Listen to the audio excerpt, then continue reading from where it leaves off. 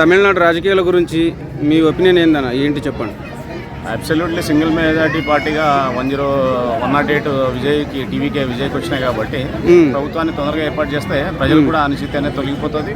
వేరే పార్టీలు కార్యకర్తలు కూడా పార్టీ నాయకులు వీళ్ళందరూ కూడా కొంచెం డెవలప్మెంట్ అనేది తొందరగా చేస్తారు. విజయ్ సార్ కొంచెం తొందరగా చేస్తే బాగుంటుంది. గవర్నర్ తొందరగా ఆమోదం తెలిపితే బాగుంటుంది. మరి గవర్నర్ గారు 118 కావాలి అని చెప్పి 3-4 సార్లు రిటర్న్ పంపించారు కదా. ఇవి ఆల్రెడీ సిపిఐ సిపిఎం మద్దతు ఇస్తున్నాయి.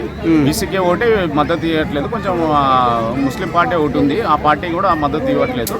యాక్చువల్గా ఏమవుతుందంటే సింగిల్ లార్జెస్ట్ పార్టీగా ఉంది కాబట్టి అబ్సల్యూట్లీ మెజారిటీ ఉన్నప్పుడు ఆటోమేటిక్గా కొంతమంది ఎమ్మెల్యేలు మద్దతు ఇస్తారు.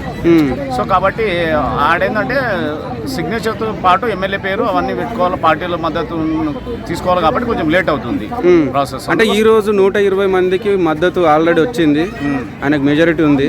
ఈ రోజు గవర్నర్ అందుబాటులో లేరు, ఏ విధంగా చూస్తారు? కేంద్ర ప్రభుత్వం కొంచెం డిలే చేస్తుంది, ప్లస్ గవర్నర్ వాళ్ళని నియమించింది కాబట్టి కొంచెం వ్యత్యాసం. వీళ్ళు ఇది చేయడం వల్ల వాళ్ళకే బీజేపీ పార్టీకే దెబ్బ పడుతుంది. ఎందుకు ఈ విధంగా? అంటే వాళ్ళతో కలిసి ఉంటే ఒక రకం, వాళ్ళతో కలిసి లేకపోతే ఇంకొక రకం. పార్టీ పెట్టినప్పటి నుంచి విజయ్ గారిని ఈ విధంగా ఇబ్బంది పెట్టడం ఎంతవరకు కరెక్ట్ అంటారు? అదే ఇప్పుడు ఏముందంటే వాళ్ళకి అనుకూలంగా ఉండాలని వాళ్ళు అనుకుంటున్నారు. అదే మన తెలుగు రాష్ట్రాల్లో అయితే 108 వచ్చినాయి అనుకో, ఇప్పుడు డిఎంకేకి అన్నాడీఎంకేలో ఉన్నాడు 10 మంది వచ్చి మా పార్టీ మెర్జ్ అని చెప్పేసి టీవీకేకి వెళ్ళిపోతున్నారు. అంటే రాజ్యాంగం ప్రకారం ఆయన బల నిరూపించుకోవాల్సింది అసెంబ్లీలో.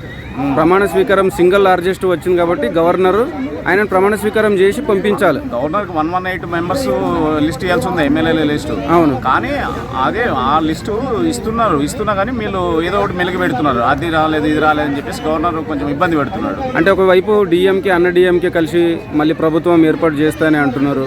అన్నాడిగా బద్ధశత్రు పార్టీలు ఎప్పటికీ ప్రభుత్వాన్ని ఏర్పాటు చేస్తారు. స్టాలిన్ గారు కూడా చెప్పారు కదా, మేము ఎట్టి పరిస్థితుల్లో అన్నాడీఎంకే మద్దతు ఇయ్యము, విజయ్కే సపోర్ట్ ఇస్తున్నాము అని చెప్పేసి. అంటే ప్రమాణ స్వీకారం చేస్తాడా లేదంటే రాష్ట్రపతి పాలన విధిస్తారని? రాష్ట్రపతి పాలన విధించే అంత అవకాశాలు ఏం లేవు. రాష్ట్రపతి పాలన అంటే మళ్ళీ తమిళనాడు మోసం చేసినట్టే ఉంటుంది.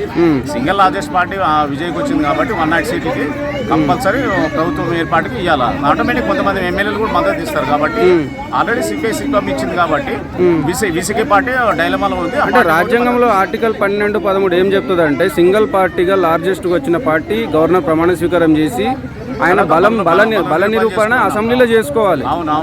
మరి ఈయన రాజ్యాంగాన్ని ధిక్కరించినట్టే కదా గవర్నర్ గారు. అదే నడుస్తుంది కదా. అదే బీజేపీ పార్టీకి 108 వస్తే ఈ పార్టీకి 10 మందిని దీంట్లో నుంచి అంటే గతంలో కర్ణాటకలో యడ్యూరప్ప బీజేపీ ఆయన బల నిరూపణ లేకుండా ప్రమాణ స్వీకారం చేశాడు. మహారాష్ట్రలో షిండే, వీళ్ళు కూడా మణిపూర్లో. బీజేపీ చేస్తే ఏమైనా అవుతుంది, బీజేపీ చేస్తేనే అవుతుంది. ఎందుకు అంటే బీజేపీకి ఒక రకంగా వాళ్ళు ఏమందంటే బీజేపీ మొత్తం దేశవ్యాప్తంగా మేము ఉండాలా, మా పార్టీ మద్దతు లేదంటే నడవదు అని చెప్పేసి వీళ్ళు అనుకుంటున్నారు. ఏదో విధంగా ప్రభుత్వాలు పడగొట్టాలా, సో వాళ్ళ మద్దతు ఉండాలని చెప్పేసి బీజేపీ పార్టీ అనుకుంటుంది. అట్లా కాదు కదా. సింగిల్ లార్జెస్ట్ పార్టీ ఇచ్చినప్పుడు ఇప్పుడు CPM CPI plus Congress party కూడా మద్దతు ఇచ్చింది కదా. సో కాబట్టి విజయ్ని ఆహ్వానించి ప్రమాణ స్వీకరించి బల నిరూపణ అసెంబ్లీ చేసుకోమని చెప్పచ్చు. మద్దతు ఇచ్చే వాళ్ళు ఉంటే చేయొచ్చు కదా.